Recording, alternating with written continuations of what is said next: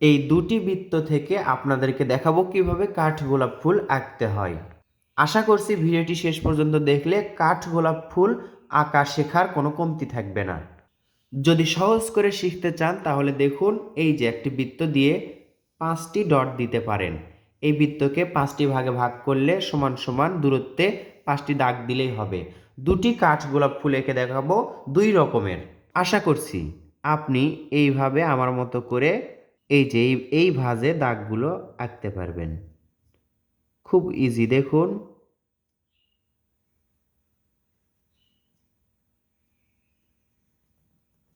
একই রকম করে এই পাশেও আঁকলাম, শুধু ডট ছাড়া।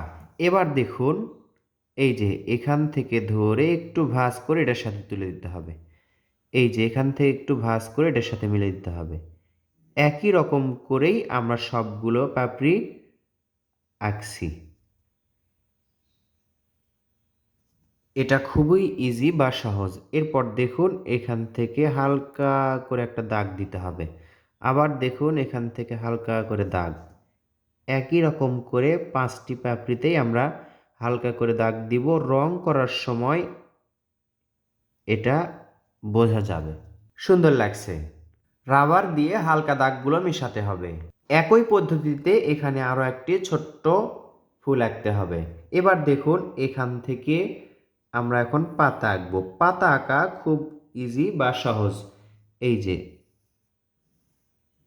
পাতার শেপ আঁকছি, এখান থেকে একটি বড় পাতা। ইচ্ছা মতো বেশ কয়েকটি পাতা আঁকতে পারেন আপনি।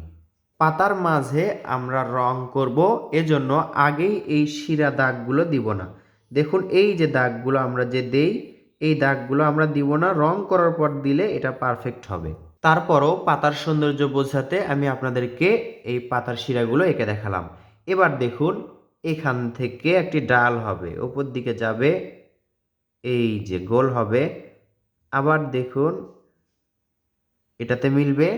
এরপর এখান থেকে দেখুন, এই বরাবর একটি ডাল আসবে। ডালটি এদিক দিয়ে চিকন বের হয়ে যাবে।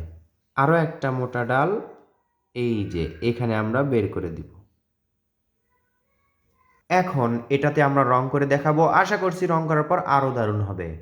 দেখতে পাচ্ছেন, ডালে আমরা রং করলাম কাঠালি বা হালকা খয়েরি রংটা। এরপর আমরা কি করব, এই যে সবুজ রংটি করব গাছের পাতায়। খুব আস্তে আস্তে মনোযোগ দিয়ে রং করতে হবে, যেন বাহিরে না যায়। সবগুলো পাতাতে আমরা একই রং করেছি। যে কোনো রঙে আপনি রং করতে পারেন। Water colour, sign pen, pastel কিংবা পেন্সিলের কাঠ পেন্সিলের রং। পাতায় রং করার পর এই যে সাদা পেন্সিল অথবা সাদা কোনো রং দিয়ে এভাবে আপনাকে এই শিরাগুলোয় দাগ দিতে হবে। এজন্য আমি শুরুতেই বলেছিলাম এই পাতার মাঝের যে দাগগুলো আছে এগুলো না দিতে। এবার কাঠ গোলাপ ফুলে আমরা কাঠ পেন্সিলের রঙই করব। দেখতে পাচ্ছেন, এটা কিন্তু হলুদ রং। কিভাবে করতে হবে দেখুন, এই যে দাগ আছে এই দাগটা শুধু বাদ রেখে, তার মানে উপর দিকে সাদা থাকবে। এই যে এইভাবে হালকা করে দাগ দিতে হবে। আবার দেখুন, এখান থেকে রং শুরু করবেন। এই যে উপরের যে দাগটুকু আছে এইটুকু সাদা থাকবে। এরপর আস্তে আস্তে দেখুন হলুদ রংটাই ভ্যানিশ হয়ে যাবে নিচের দিকে। কত সুন্দর লাগছে। বড় ফুল হলে রংটি ভালোভাবে করে বুঝিয়ে দেওয়া যায়। এই যে দেখুন, একেবারে এই মাথা পর্যন্ত আসবে এবং আস্তে আস্তে করে ভ্যানিশ হয়ে যাবে। আবার দেখুন, 5টা পাপড়িতেই আমি করে দেখাচ্ছি বোঝানোর সুবিধার্থে। এতদূর পর্যন্ত নিয়ে আসবেন এবং আস্তে আস্তে এখানে ভ্যানিশ হয়ে যাবে। কত সুন্দর লাগছে এই রংটি করে, পারফেক্ট কাঠ গোলাপের মতোই লাগছে।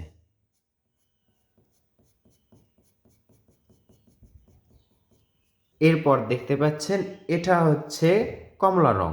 কমলা রং নিয়ে এখান থেকে হালকা করে দাগ দিতে পারেন। এই যে হালকা। কাঠগোলাপ ফুলে আরও একটি রং হয়, এটা হচ্ছে লাল বা লাল বেগুনির মতো। দেখতে পাচ্ছেন, এই যে আমি করছি, সবগুলো পাপড়িতেই একই রকম। আমি এখানে যেরকম করে রং দেখালাম এখানেও ঠিক সেরকম করেই হবে। এই যে এটা পুরোটাই হবে, আস্তে আস্তে দেখুন হালকা হয়ে যাবে। এখান থেকে এভাবে করতে হবে। আশা করছি এই ভিডিওটির মাধ্যমে আপনাদেরকে বোঝাতে পারলাম এবং শেখাতে পারলাম কিভাবে কাঠগোলাপ ফুল আঁকতে হয় এবং রং করতে হয়। ভিডিওটি ভালো লাগলে লাইক করবেন এবং শেয়ার করবেন অন্যদের মাঝেও।